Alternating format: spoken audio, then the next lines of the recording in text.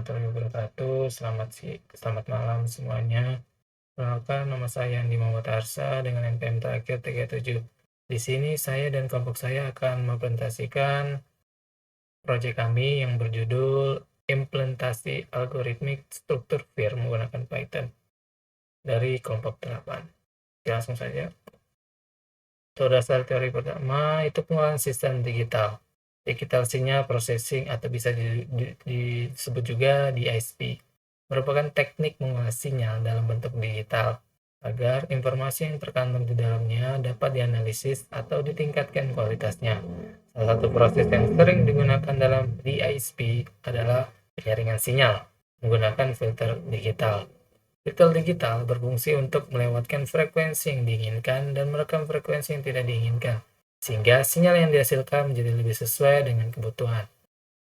Saya akan jelaskan sedikit untuk pengolahan sinyal digital atau DSP itu apa. Maksudnya di situ DSP itu digunakan untuk mengolah sinyal yang sudah berbentuk digital agar informasi yang diinginkan dapat diproses lebih jelas. Pada program ini, DSP digunakan untuk memfilter sinyal berdasarkan frekuensinya. Filter digitalnya sendiri itu berfungsi sebagai penyaring sinyal. Filter akan mempertahankan frekuensi yang diinginkan dan mengurangi frekuensi yang tidak diinginkan.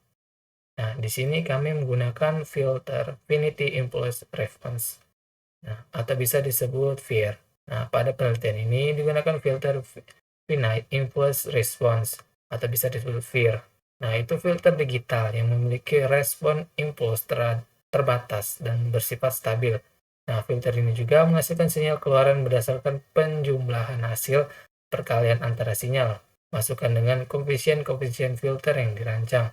Salah satu keunggulan utama filter ini adalah kemampuan yang menghasilkan karakteristik fase linear sehingga sinyal tidak mengalami distorsi fase. Maksudnya itu filter jenis ini yang digital ini itu menghasilkan output yang hasil dari perkalian penyobaan sinyal masukkan dengan koefisien filter. Nah, filter ini dipilih karena stabil dan mudah dirancang. Kita masuk di persamaannya. Nah, di sini ada untuk rumusnya itu sendiri, yaitu YN sama dengan sigma K sama dengan 0 sampai N HK X N dikurang K.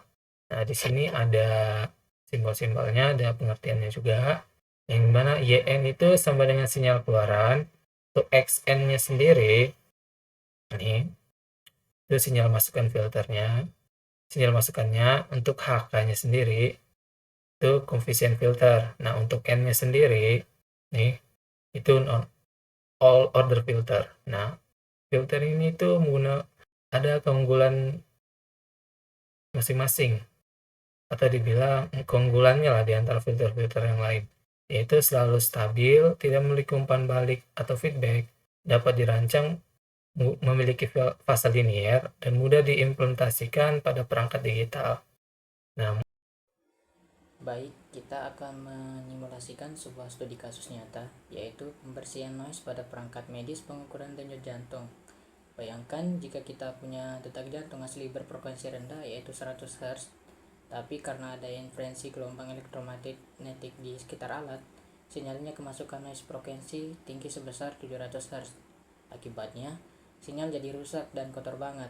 Untuk mengatasinya, kita akan merancang FIR low pass filter dengan frekuensi cutoff 400 Hz dan frekuensi sampling 2000 Hz supaya noise-nya bisa hilang.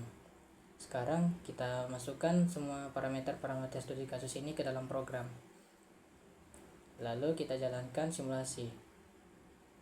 Nah, setelah dijalankan, langsung muncul 4 grafik utama di sebelah kanan. Mari kita bedah satu persatu. Di tab yang pertama yaitu ada sinyal input dan output, yang dimana grafik ini menganalisis perilaku sinyal berdasarkan perubahan waktu, yang dimana sumbu X yaitu waktu dalam detik dan sumbu Y amplitudenya. Sinyal input yang berwarna garis biru merupakan sinyal komposit dan frekuensi rendah 100 Hz dan frekuensi tinggi 700 Hz. Secara visual, gelombangnya terlihat sangat kasar, tajam, dan bergerigi karena komponen noise-nya 700 Hz. Secara visual, gelombangnya terlihat sangat kasar, tajam, dan bergerigi karena komponen noise 700 Hz menumpang di atas sinyal informasi. Nah, kemudian ada sinyal output yang garis berwarna oranye dan hijau putus-putus. Setelah diproses oleh fungsi Fourier transferal dan field fast linear, gelombangnya berubah menjadi sinus yang sangat mulus. Hal ini membuktikan komponen frekuensi tinggi telah berhasil disaring, menyisakan komponen 700 Hz yang utuh. Baik, di tab kedua ada impulse response atau coefficient filter, di mana grafik ini menampilkan nilai dan karakteristik dari koefisien digital filter Fourier yang dirancang, di mana grafik menampilkan 13 jarum atau stem dari indeks 0 hingga 12. Hal ini sesuai dengan filter Fourier, di mana jumlah koefisien selalu order plus 1, di mana 12 plus 1 sama dengan 13. Titik puncak tertinggi berada tepat di tengah, yaitu pada indeks N sama dengan 6. Bentuk dan nilai jarum di sisi kiri 0 sampai 5, yang mana merupakan cerminan sempurna dari sisi kanan 7 sampai 12. Sifat simetris inilah yang mendasari algoritma Fourier phase linear untuk menjumlahkan dua sampel delay terlebih dahulu sebelum dikalikan koefisien, sehingga berhasil memangkas operasi perkalian komputasi hingga 50%. Pada tab ketiga ada respon frekuensi magnitudo atau skala linear, yang mana grafik ini menganalisis karakteristik filter dalam meloloskan atau meredam sinyal pada domain frekuensi menggunakan skala linear. Pada sumbu X yaitu frekuensi dalam Hertz, dan sumbu Y-nya nilai absolut magnitudo dari 0.0 sampai 1.0. Pada area 0 Hz hingga 200 Hz, grafik berada mendatar di angka 1.0, yang dimana ini sinyal frekuensi rendah, termasuk sinyal 100 Hz, yang dimana akan diloloskan secara utuh tanpa ada pengurangan amplitudo. Namun, mulai dari 200 Hz hingga batas cutoff 400 Hz, kurva meluncur turun secara bertahap menuju angka 0. Nah, pada frekuensi di atas 600 Hz hingga batasnya yaitu 1000 Hz, kurva berada di lantai 0.0, yang dimana hal ini menjelaskan secara frekuensi mengapa noise 700 Hz pada grafik pertama menghilang total karena amplitudonya dikalikan dengan 0. Pada tab terakhir yaitu respon frekuensi dalam dB atau skala logaritmik, yang dimana grafik ini menganalisis rendaman frekuensi yang jauh lebih sensitif dan detail menggunakan satuan desibel. Pada sumbu X frekuensi dalam Hertz, dan sumbu Y-nya yaitu magnitudo dalam dB. Berbeda dengan skala linear yang mentok di angka 0, ya skala logaritma ini memperlihatkan performa rendaman yang sangat ekstrim, yang dimana pada frekuensi gangguan 700 Hz, kurva merosot tajam ke bawah hingga membentuk lembah, yang dimana menyentuh angka di bawah 1000 dB. Pelenyapan sedalam ini memastikan noise benar-benar mati dan tidak bocor ke output. Nah, di sebelah kanan frekuensi 700 Hz atau 800 Hz hingga 1000 Hz muncul gelombang kecil berbentuk bukit dengan puncak di sekitar minus 50 dB. Titik ini disebut Seidel-Lebesgue, yaitu efek samping kebocoran frekuensi yang wajar terjadi akibat pemotongan deret sinek ideal menggunakan fungsi tingkap atau windowing. Baik, kita akan masuk ke dalam pembahasan transversal. Apa sih transversal itu? Nah, jadi transversal ini dia itu membagi sinyal input dari beberapa jalur. Misalnya jalur delay, terus nanti dikalikan dengan koefisien filter, lalu seluruh hasilnya dijumlahkan menjadi output. Kalau misalnya secara simpelnya, ketika misalnya kita menggunakan handset, nah sinyal yang masuk ke dalam handset itu kan ada sinyal yang kita bicara sekarang dan sinyal setelahnya. Sinyal yang kita bicara sekarang atau sinyal sebelumnya maksudnya. Nah, jadi ketika kita bicara sekarang, dia akan juga mencoba untuk membaca dari apa yang kita bicarakan sebelumnya. Jadi dia menyimpan dari apa yang kita bicarakan sebelumnya. Di sini saya akan jelaskan khusus di bagian daripada implementasi kami pada Python untuk memberikan contoh terkait transversal itu sendiri. Kalau di dalam codingan, di sini kita bisa lihat yang pada bagian delay-nya itu dia ada di delay sama dengan simple plus delay min 1, itu bisa dilihat. Nah, dia ada pengalinya juga seperti ini. terus dia ada penjumlahannya seperti ini.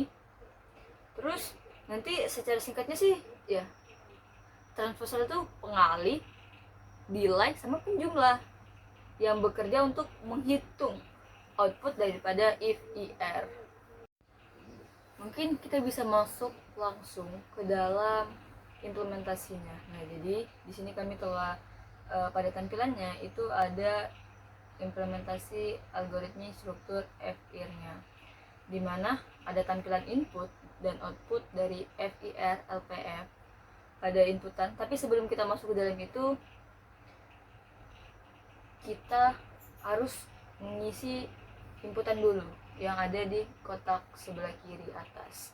Di sini kita mengisi frekuensi samplingnya atau FS-nya. Di sini saya mengisi 2000 untuk frekuensi cut off-nya itu HZ, dan untuk frekuensi HZ-nya maksudnya 400. Terus pada order FIR-nya itu ada 12, dan frekuensi rendah inputnya itu 100, untuk tingginya itu ada 700.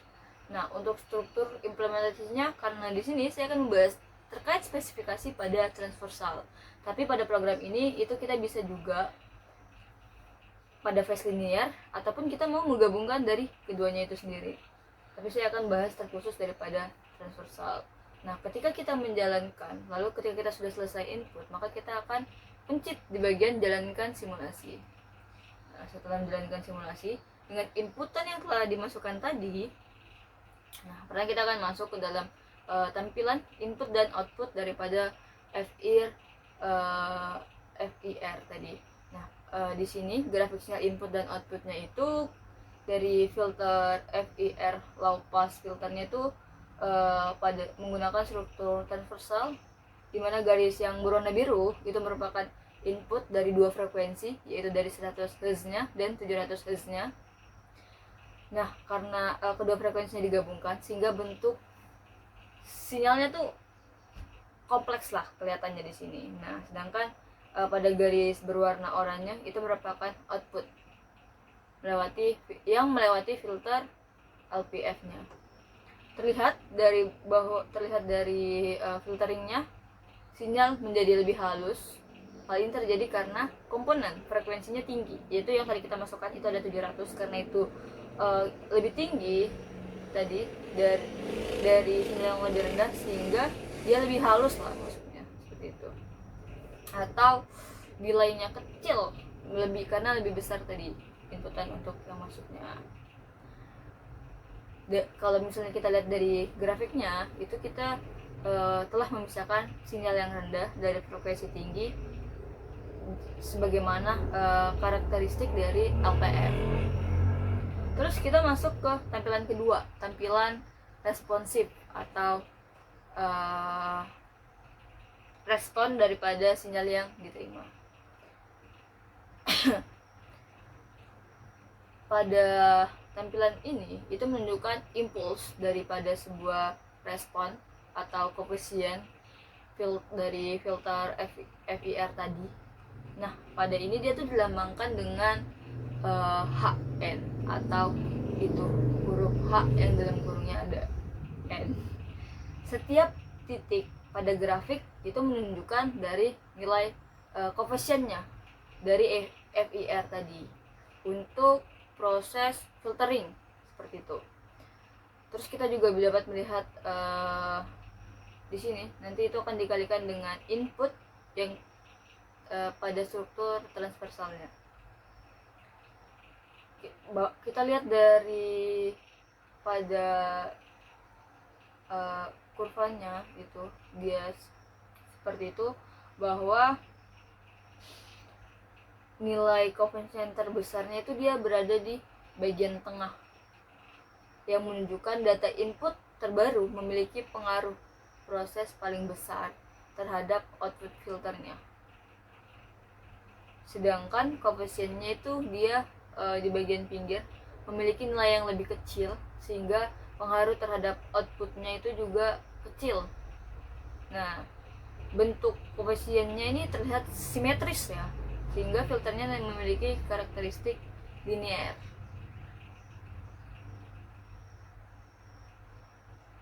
kita pindah pada tampilan respon frekuensi HF-nya. Pada tampilan ketiga, di sini kita melihat respon dari frekuensi magnitudo. Nah, sumbu horizontalnya menunjukkan bahwa dalam satuan hertz itu sumbu vertikalnya besar, penguatannya atau magnitudo filternya itu magnitudo filternya. Terus dilihat juga bahwa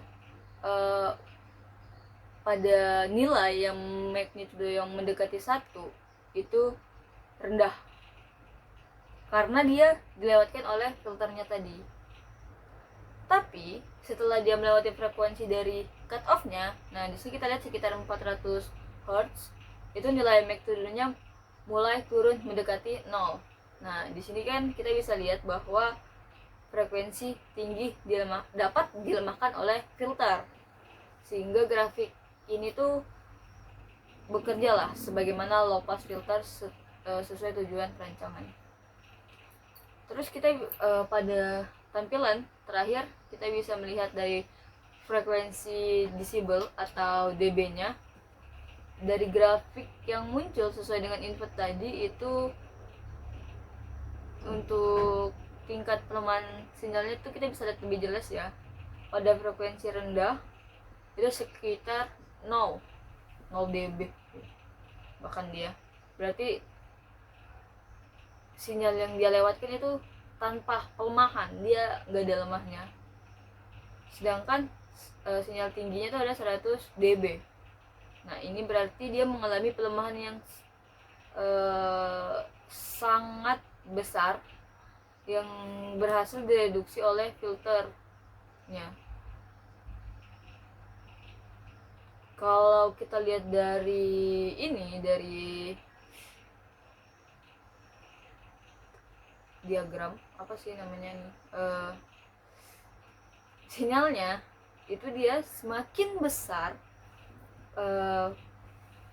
frekuensinya, maka akan semakin kecil nilai daripada dB-nya atau satuan decibel-nya tadi.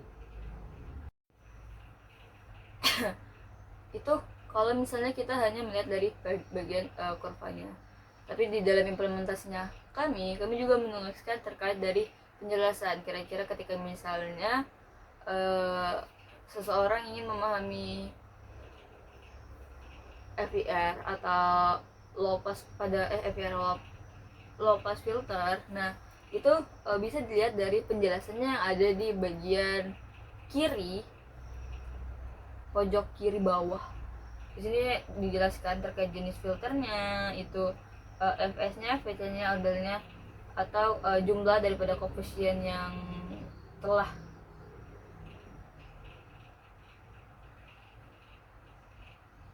Terus dia memberikan sinyal inputnya.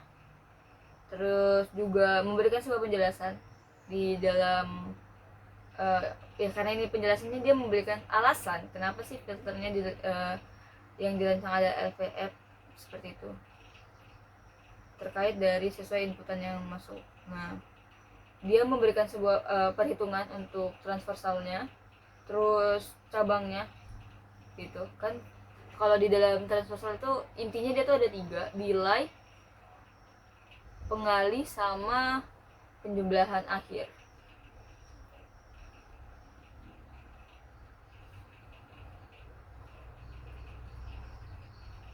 Seperti itu. Jadi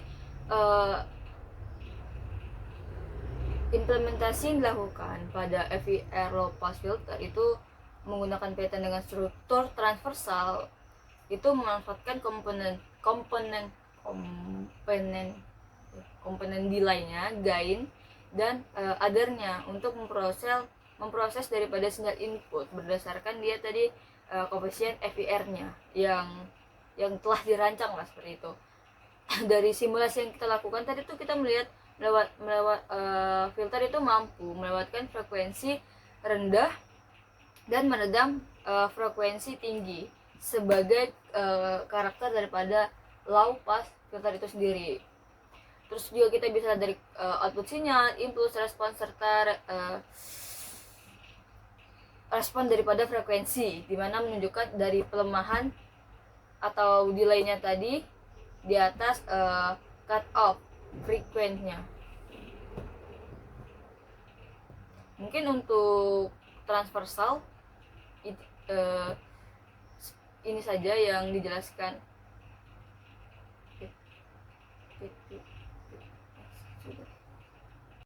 Oke, selanjutnya itu ada desain ini apa, filter FDR yang menggunakan struktur fase linear, sama seperti yang sebelumnya itu transversal. Jadi di sini kita akan menggunakan fungsi ini dulu.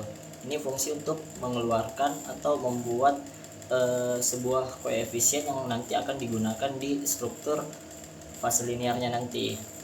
Di sini kita menggunakan metode Hamming untuk penentuan koefisiennya yang ideal. Kemudian di sini lanjut untuk struktur fase linearnya. Nah, di sini untuk yang ini, di sini kita akan menentukan pasangan asimetrisnya, yang dimana kalau K sama dengan 0 itu n-1 dan seterusnya. Kemudian setelah dari sini dia akan mengembalikan sebuah array Y, yang dimana nanti dia akan dimasukkan ke dalam grafiknya. Nah, untuk grafiknya sendiri di sini nanti untuk koefisien tadi nanti kita masukkan juga ke respon frekuensi yang nanti akan menampilkan untuk grafiknya itu sendiri.